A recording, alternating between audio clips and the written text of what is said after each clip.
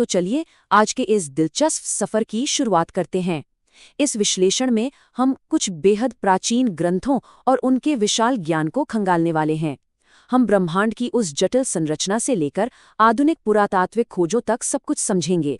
ये एक ऐसा सफर है जो विज्ञान और पौराणिक कथाओं के बीच के पुल को बहुत ही बारीकी से उजागर करता है।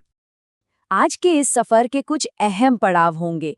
पहले हम उस अनदेखे ब्रह्मांड को समझेंगे, फिर कर्मों के चक्र पर बात करेंगे, उसके बाद अमर रक्षकों की दुनिया, द्वारका से जुड़े जमीनी रहस्य, जागृत शक्तिपीठों का भूगोल और आखिर में बात करेंगे उस ब्रह्मांडीय करुणा की।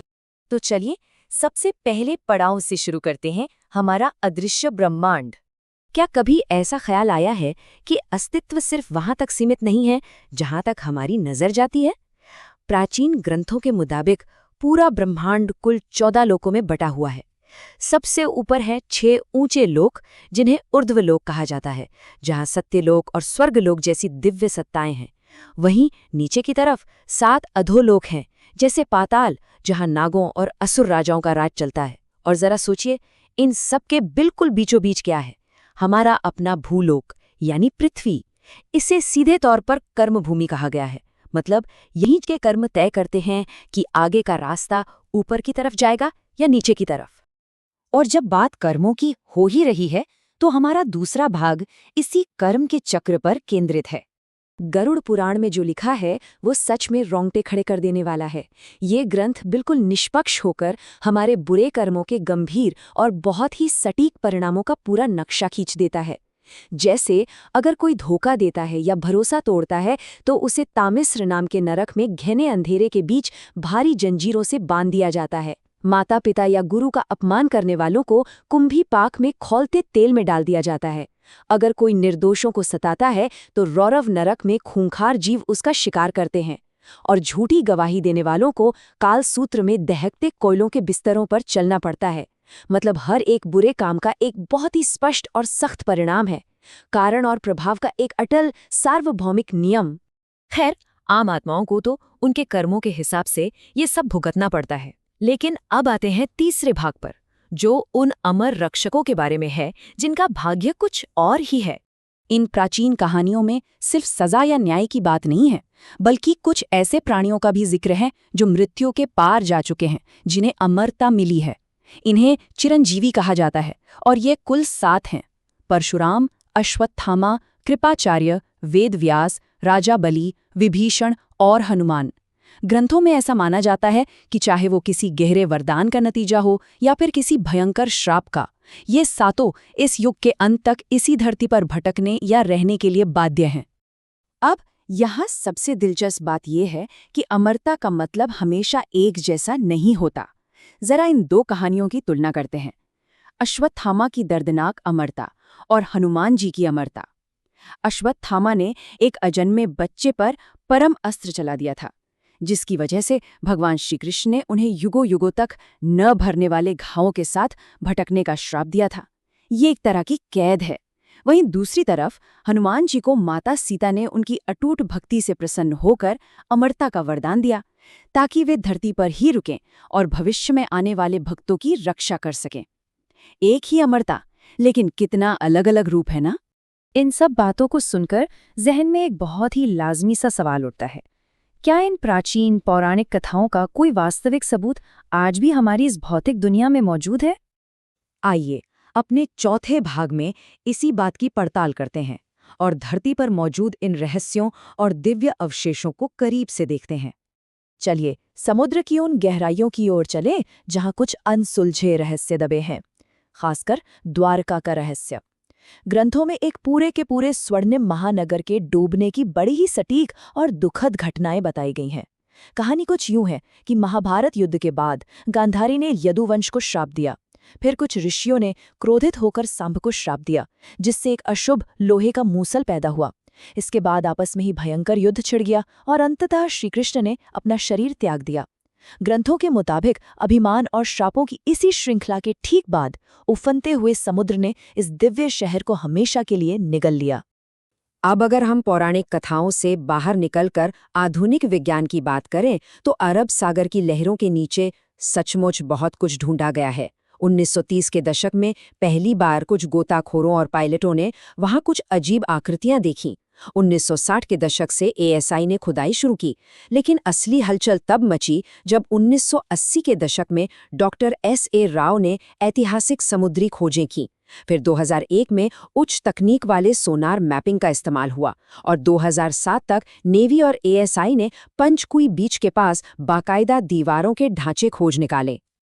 यह सचमुच किसी जादू से कम नहीं लगता कि ग्रंथों में लिखी बातें और आधुनिक विज्ञान के डेटा एक दूसरे से कितने ज्यादा मेल खाते हैं। एक तरफ हमारे पास पुराणों का विवरण है, एक श्राप के कारण समुद्र में डूब गया विशाल सुनहरा शहर, और दूसरी तरफ हमारे पास वैज्ञानिक और पुरातात्विक सबूत हैं। पानी के अंदर मिले विशाल पत्थरों के खंभे, 3 छेदों वाले उन्नत लंगर, 9000 साल पुरानी कलाकृतियां और ऐसे साक्ष्य जो बताते हैं कि 5000 ईसा पूर्व के आसपास समुद्र के जल स्तर में अचानक और बहुत तेज वृद्धि हुई थी। दोनों बिल्कुल एक ही कहानी कह रहे हैं। समुद्र की गहराइयों से निकलकर जमीन पर आते हैं हमारे 5वें भाग की ओर, जो इस धरती के जागृत और पवित्र भूगोल के बारे में है। पानी के नीचे मिले इन खंडहरों के अलावा धरती की सतह पर भी कई ऐसे स्थान हैं जो इस प्राचीन ऊर्जा से जुड़े हैं। माना जाता है कि जब ब्रह्मांड का संतुलन बिगड़ा था, तब शक्ति पीठों का निर्माण हुआ। आज भी करोड़ों लोगों का ये दृढ़ विश्वास है कि इनमें से 5 विशिष्ट स्थानों में वो दिव्य स्त्रीत्व की ऊर्जा आज भी जीवित और सक्रिय है। इनमें शामिल हैं बगलामुखी, हिंगलाज माता, काली घाट, वैष्णो देवी और कामाख्या। अगर हम इन्हें करीब से देखें तो बगलामुखी माता, जिन्हें पीले वस्त्रों से दर्शाया जाता है, अन्याय और शत्रुओं की बुद्धि को नष्ट करने की एक अद्भुत शक्ति का प्रतीक है। दूसरी तरफ हिंगलाज माता का मंदिर बलूचिस्तान की एक बेहद दूरस्थ गुफा में है। सबसे हैरान करने वाली और खूबसूरत बात यह है कि इस गुफा में मौजूद देवी को सिर्फ एक धर्म के लोग नहीं, बल्कि अलग-अलग समुदायों के लोग पूरे आदर के साथ नानी माता कहकर पूजते हैं। ये अपने आप में एक अनोखा सांस्कृतिक संगम है। इसी तरह बंगाल का कालीघाट एक ऐसी ऊर्जा है जो उग्र होने के साथ साथ बेहद करुणामय भी है, जहां हर रोज भारी तादाद में लोग पहुंचते हैं। और वैष्णो देवी की तो बात ही कुछ और है। लाखों श्रद्धालु हर साल त्रिकुटा पहाड़ों की वो मुश्किल और थका देने वाली चढ़ाई सिर्फ इसलिए करते हैं ताकि उन 3 प्राकृतिक पत्थर की पिंडियों के दर्शन कर सकें। इन स्थानों पर जो आस्था का सैलाब उमड़ता है, वो चीख चीख कर ये साबित करता है कि ये प्राचीन आध्यात्मिक केंद्र आज भी सांस ले रहे हैं, आज भी पूरी तरह से जीवंत हैं। और फिर है नीलांचल पहाड़ी पर स्थित कामाख्या धाम। ये पूरे तंत्र विज्ञान का एक बहुत बड़ा केंद्र है।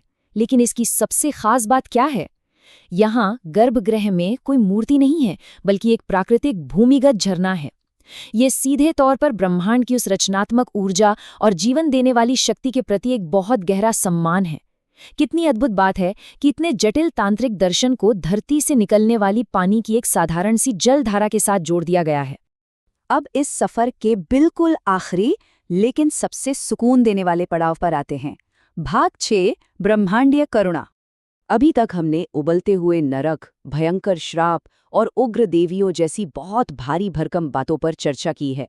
लेकिन प्राचीन ग्रंथों में सिर्फ डर और रहस्य ही नहीं है, बल्कि एक ऐसा सुकून भी है जो सीधे दिल को छूता है। ये विचार चंद्रदेव से जुड़ा है। ग्रंथों के अनुसार ये खगोलीय पिंड आसमान में इसलिए नहीं है कि वो हमें डराए, बल्कि इसलिए है ताकि इस मुश्किल और कठोर दुनिया में हमें थोड़ी राहत दे सके। बिल्कुल वैसे जैसे कोई माँ प्यार से अपने थके हुए बच्चे के माथे पर हाथ रख देती है। इस भावना से जुड़ी एक बहुत ही प्यारी सी कथा है। ऐसा कहा जाता है कि एक बार एक अनाथ बच्चा रो रहा था। चंद्रमा उस बच्चे के दुख को दूर करने के लिए खुद धरती पर तो नहीं उतर सकते थे, लेकिन उन्होंने आसमान से ही अपनी वो बिना शर्त शीतल और कोमल चांदनी उस बच्चे पर बरसा दी। इसी करुणा की वजह से चंद्रमा को हमेशा के लिए मामा की वो प्यारी सी उपाधि मिल गई, जिसे आज भी हम चंदा मामा कहते हैं। ये लोक कथा बहुत ही खूबसूरती से दिखाती है कि कैसे इन विशाल और अमूर्त ब्रह्मांडीय ताकतों को भी इंसानी रूप दिया गया है, ताकि हमें मनोवैज्ञानिक रूप से एक सहारा मिल सके।